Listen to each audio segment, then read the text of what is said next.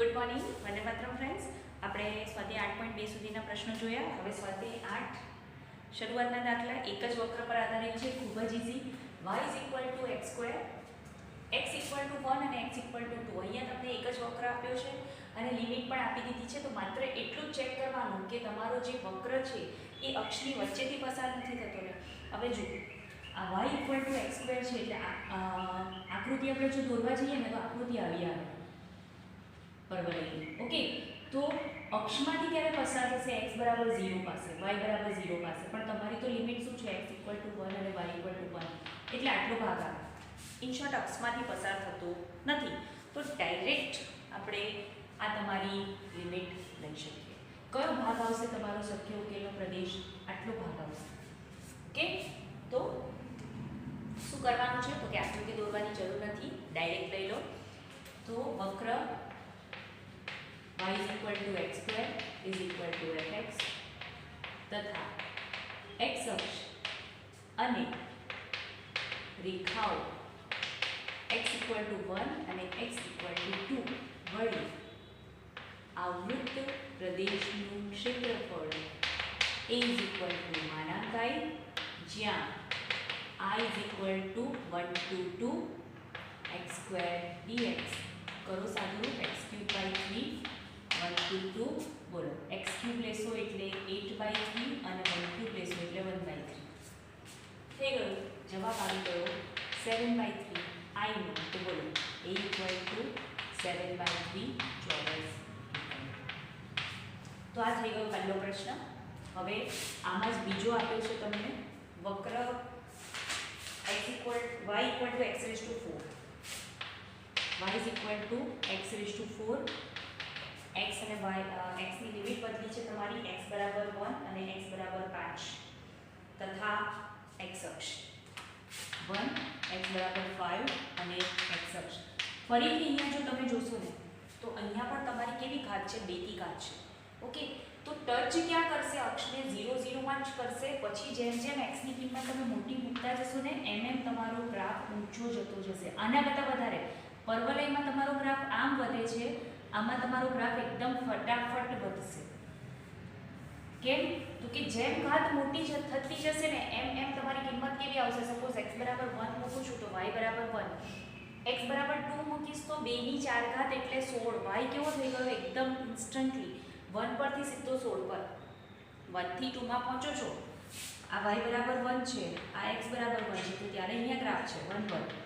જ્યારે x = 2 મૂકીશ ને ત્યારે y = 16 થઈ જશે. એટલે ગ્રાફ તમારો અહીંયાથી સડનલી આમ વધે છે. ઓકે, સીધો. એટલે આ છે થોડી ઘણી ગ્રાફની વાત, પણ અહીંયા તમારું અક્ષમાંથી પસાર થતું નથી. ઇન શોર્ટ, મારો જે કહેવાનો મિનિંગ છે એ તમારો અક્ષમાંથી પસાર થતો નથી. એટલે અહીંયા પણ તમારો ગ્રાફ કંઈક આવો જ આવશે અને બહુ ઉપર ઝડપથી વધશે. તો હું નજીક લઉં તો x = 5 અને x = 1 વચ્ચે આટલો કંઈક ભાગ આવે ઉપરની જેમ છે. ઓકે, તો અહીંયા પણ આકૃતિ નહીં દોરશો તો ચાલશે. વક્ર y = x4 fx x અક્ષ તથા આકૃતિ નહીં દોરવી હોય ને તો એક સિમ્પલ કામ કરીને જોઈ લેવાનું કે x = 1 મૂકો 1/4, x = 5 મૂકો 5/4 અને બીજું 0 ક્યાં આવે છે? જો આ બંનેની વચ્ચે આવતું હશે ને તો તમારો અક્ષમાંથી પસાર થવાના ચાન્સીસ છે. એક કિંમત ધન એક કિંમત ઋણ એવું આવે ને તો પસાર થવાના ચાન્સીસ છે. બાકી બંને ધન હોય અને 0 ક્યાંક બહાર રહી જતું હોય. અહીંયા જુઓ 0 ક્યારે આવશે? તો કે x અને y બંને 0 હશે ત્યારે. તો એ તમારી લિમિટમાં છે જ નહીં. ઓકે, તો બિલકુલ ચિંતાની જરૂર નથી, સીધી તમે લિમિટ લઈ લો. તો વક્ર y = x4 fx x અક્ષ તથા રેખાઓ x = 1 અને x = 5 વડે આવૃત પ્રદેશનું ક્ષેત્રફળ a = I. ફરીથી ઉપર જેટલું જ ઇઝી છે, જ્યાં I = 1 to 5. હા, કિંમત ખાલી મોટી છે x4. સો બોલો x5/5 1 to 5 કિંમત મૂકો તો 1/5 કોમન 25, સોરી 5 ની 5 ઘાત તો કેટલી થઈ જશે? t125 અને 1 ની 5 ઘાત એટલે 1, તો તો આ થઈ ગયું તમારું 3124 બાય 2 નહીં 5. ઓકે, તો આઈ થિંક કટ નહીં થશે, તો આપણે એપ્રોક્સિમેટલી એક ક્ષેત્રફળ મેળવવાનું છે. તો 6 × 30, 1 વધ્યું, 5 × 10, 24, 5 ચોક 20, 40 વધ્યું. ઓકે, 624.8 ચોરસ એકમ. આ થઈ ગયું તમારું ક્ષેત્રફળ. ઓકે, આ આવી આવ્યું. તો therefore A = માનાંક 624.8 = 624.8 ચોરસ એકમ. ધન છે ત્યારે કદાચ ભૂલી જવાના ચાન્સીસ છે. કદાચ ભૂલી જાઓ તો બહુ વાંધો નહીં આવે, પણ યાદ રાખો તો બધું સારું. Question number 2. વક્રો y = x અને y = x² વડે આવૃત પ્રદેશનું ક્ષેત્રફળ શોધો. y = x અને y = x². ઓકે, તો પહેલા તો છેદ બિંદુ મેળવીએ. તો મને દેખાય છે x = x². બોલો, તો x = 0 અને x = 1. x 0 મૂકશો તો y 0 અને x 1 મૂકશો તો y 1. ચલો આકૃતિ દોરીએ. તો એક છે તમારો પરવલય y = x², x² = 4by, એટલે ઉપર તરફ મોડાવાળો આ તમારો પરવલય છે. અને બીજી છે રેખા. રેખાનું બી છેદ બિંદુ આપણી પાસે છે 0 0 અને 1 1. આ 0 0 બિંદુ અને આ તમારું 1 1 બિંદુ. તો બીજું કશું નથી કરવાનું, લઈ લો. કઈ રેખા? તો કે x માંથી લંબ દોર્યો ને, x = 0 અને x = 1 વાળી રેખા. આ ભાગ તમારો આવશે બંનેનો છેદકોણ. બે વક્રો છે ત્યારે બંનેનો છેદકોણ, અને એક વક્ર છે ત્યારે તમારો એ વક્રથી લઈને નીચેનો બધો ભાગ. ઓકે, ચલો. તો બંને y સ્વરૂપમાં જ છે. લિમિટ આપણે x ની લીધી છે. તો વક્ર y = x = f1x અને y = x² = f2x. x અક્ષ તથા રેખાઓ x = 0 અને x = 1 વડે આવૃત પ્રદેશનું ક્ષેત્રફળ. બોલો શું થશે? A = આના કાઈ કે જ્યાં I = 0 to 1 x - x² dx. x² પાછળ લેવાનું બીજું એક રીઝન પણ છે અહીંયા, કે 0 થી 1 માં છે ને તે x² નું મૂલ્ય x કરતાં નાનું હશે. જેમ વર્ગ કરશો ને સંખ્યાઓનો 0 થી 1 વચ્ચેની સંખ્યાઓનો, જો 0.5 નો સ્ક્વેર 0.25 એટલે અહીંયા 0.5 આવે ને અહીંયા 0.25 આવે, એટલે આ પોઝિટિવ મૂલ્ય મળે. તમે ઊંધું લેશો તો પણ આપણે માનાંક તો લેવાનો જ છે. Okay, x² / 2 x³ / 3 0 to 1. ચલો 1 મૂકશો તો 1/2 -1/3. દસા લેશો 6 3 - 2/6. બોલો આવૃત પ્રદેશનું ક્ષેત્રફળ આવી ગયું મારું. હા, આ મળ્યું I. તો આન્સર લખી દઈએ. A = 1/6 માનાંક લેવું હોય લઈ લઈએ. ચોરસ એકમ. આગળ વધીએ નંબર 3 પર. y = 4x², x = 0 અને y = 1 અને y = 4. ઓકે, એક તો y = 4x², બીજું x = 0, y = 1 અને y = 4. ટીચર બંને લિમિટ આપી છે, x અક્ષની પણ અને y અક્ષની પણ. નહીં, x = 0 એટલે શું કહેવાય? શું કહેવાય? y અક્ષ. અચ્છા, આગળ કદાચ પ્રથમ ચરણ. હા, પ્રથમ ચરણમાં આવૃત પ્રદેશનું ક્ષેત્રફળ, એટલે મારું ગ્રાફ છે ને બંને ચરણમાં જશે. મારે માત્ર પ્રથમ ચરણ લેવાનું છે. Okay, y = 4x². વક્ર પરફેક્ટ છે, એક જ વક્ર છે. y = 4x², x = 0 મૂકો, y = 0 મળે એટલે શેષ તમારા પરવલયનું 0 0 જ છે. અહીંયાથી શરૂઆત થાય છે. ઓકે, x = 0 વાળી રેખા એટલે આ. y = 4. જો લંબ હું y અક્ષમાંથી દોરું છું અને બીજી રેખા y = 1. માત્ર પ્રથમ ચરણમાં આવૃત્ત પ્રદેશનું ક્ષેત્રફળ એટલે મારે આ ભાગ શોધવાનો છે. જો પ્રથમ ચરણ નહીં કીધું હોય તો ડબલ આવશે. કેમ ડબલ આવશે? આપણે x ને કરતા બનાવીને y ના સ્વરૂપમાં ઇક્વેશન લખવાનું છે, dy ના સ્વરૂપમાં. જો x² છે તો x લેશું એટલે વર્ગમૂળ આવશે તો ડબલ આવશે. પણ અહીંયા પ્રથમ ચરણ કીધું છે. જ્યારે પણ વર્ગમૂળ લો ને ત્યારે ડબલ આવે. અને બે વખત વર્ગમૂળ લો, દાખલા તરીકે વર્તુળ છે તો બે વખત વર્ગમૂળ લેવાનું આવે, x માં પણ અને y માં પણ, તો 4 વખત. ઓકે, અહીંયા તમારો x² = y/4 છે. તો કરતા બનાવો, પણ પ્રથમ ચરણ કીધું છે એટલે ડબલ આવશે નહીં, બાકી તો આ ડબલ આવે. આકૃતિ પરથી તમને આ વસ્તુ ક્લિયર થાય કે ડબલ આવે કે 4 ગણું આવે. ઓકે, પણ અહીંયા તમને માત્ર પ્રથમ ચરણ કીધું છે. તો વક્ર x ને કરતા બનાવો તો શું થઈ જશે? y/4. પહેલા તો આ 4 નીચે જાય, x² છે તો વર્ગમૂળ લેવાનું, √y/4 એને તમે લખી શકો √y/2. x = 0 એટલે yx તથા રેખાઓ y = 1 અને y = 4 વડે પ્રથમ ચરણમાં આવૃત્ત પ્રદેશનું ક્ષેત્રફળ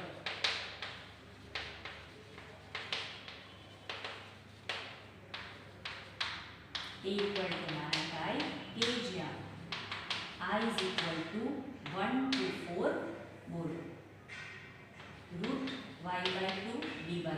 1/2 કોમન, y ની 1/2 ઘાત છે તો એક ઘાત ઉમેરો એટલે 3/2 upon 3/2 1 to 4. આ 2 અહીંયા કટ થઈ ગયું. 1/3 કોમન, 4 છે તો એને 2² લખાય. 4 છે એટલે શું લખાય? 2². અને -1 ની તો ગમે તેટલી ઘાત હોય કોઈ ફરક પડતો નથી. આ 2 કટ એટલે અહીંયા 1/3. આ થઈ જશે 2³ એટલે 8 અને -1 7/3. શું વાત છે? ફરીથી 7/3 is your answer. Okay, I આવ્યો. a = -I 7/3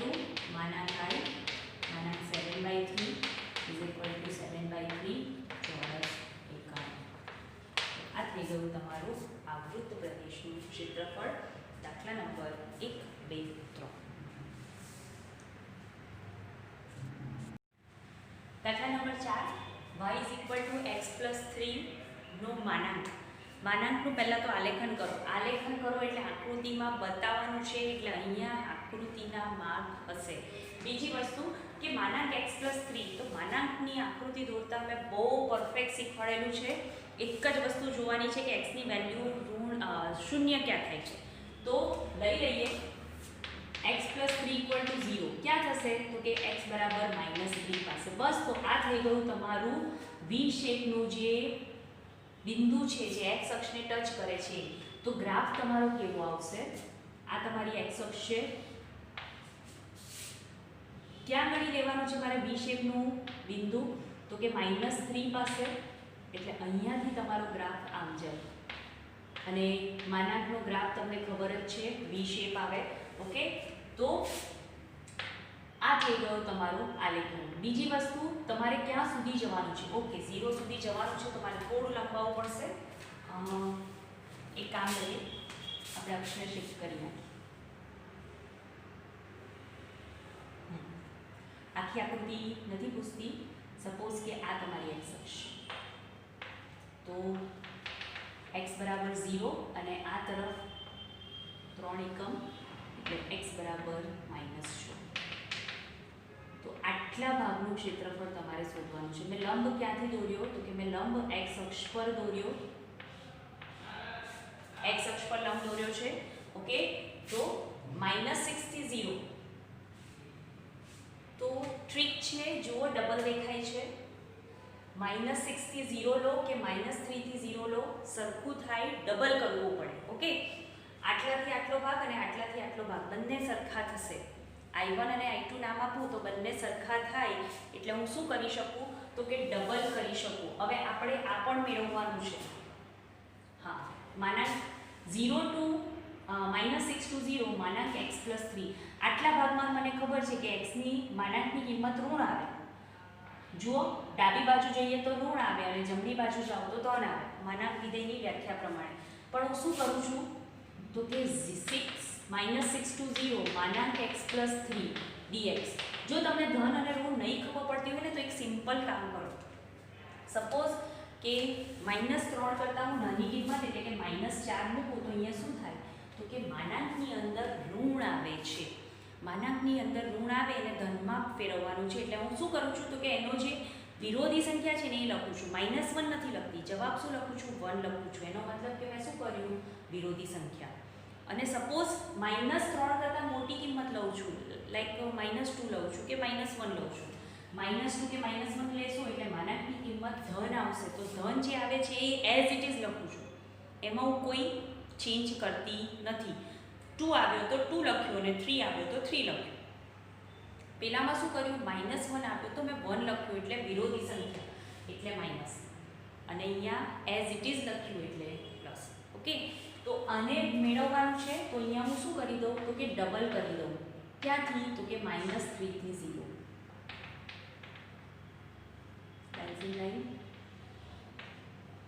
ઓકે, તો x = -3. આ પણ i છે, આ પણ i છે, તો મેં ડબલ કરી નાખ્યું. Double -3 to 0. નહીં તો મારે શું કરવું પડે તો કે -6 થી -3 સુધી માનાંકની વેલ્યુ ઋણ.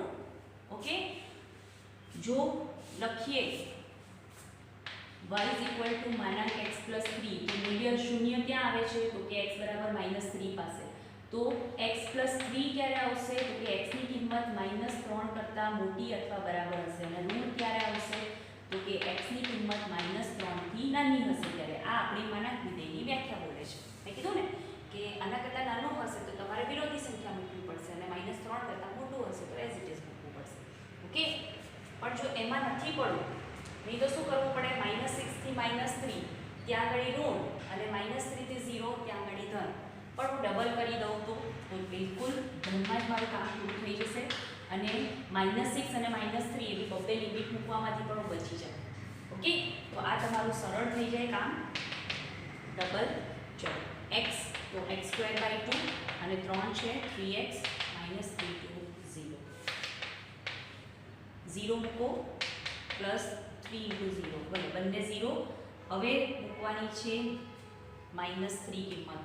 તો -3² એટલે 9/2 અને અહીંયા +3 × -3. આ બંને તો 0 થઈ ગયા. ચલો અહીંયા થઈ જશે -9/2 -9. ઓકે, તો 9 કોમન કાઢી લો. 9 × 2 તો આ થઈ ગયું -½ + 1. હાફમાંથી 1 માંથી હાફ કટ કરો તો હાફ વધે તો 9/2 × 1/2 એટલે જવાબ રહેશે તમારો 9. ઓકે, તો ક્ષેત્રફળ મળી ગયું તમને 9. ઓકે,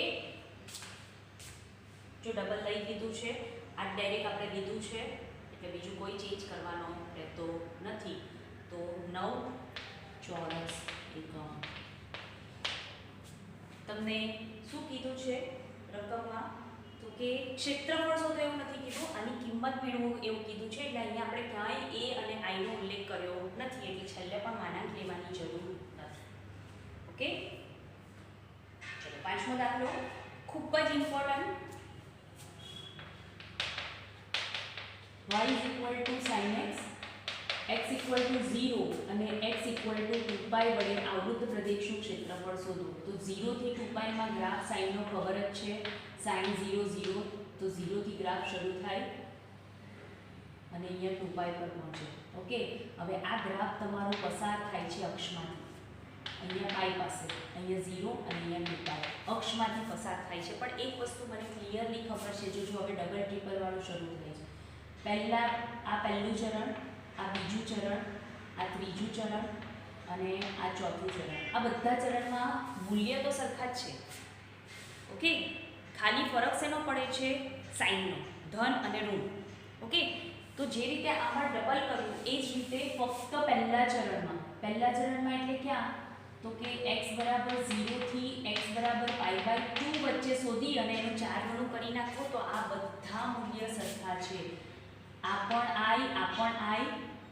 હવે i લખું છું. પહેલા મેં 1 2 3 4 એટલે ચરણ બતાવેલા રોમન લેટર્સમાં. આ લખું છું i ક્ષેત્રફળ. બોલો આ બધા સરખા છે તો શું કરી નાખીશ 4. ઓકે, હવે આવા કોઈ પણ સમ પૂછાય ને, આવા કોઈ પણ સમ પૂછાય, sin x હોય, cos x હોય, tan x હોય, તો જેટલા ચરણ હોય ને એટલા ગણું કરી નાખવાનું. ઓકે, સપોઝ 0 to π છે, આનો જવાબ કેટલો આવશે પહેલા એ જોઈ લઈએ. y is equal to sin x is equal to fx.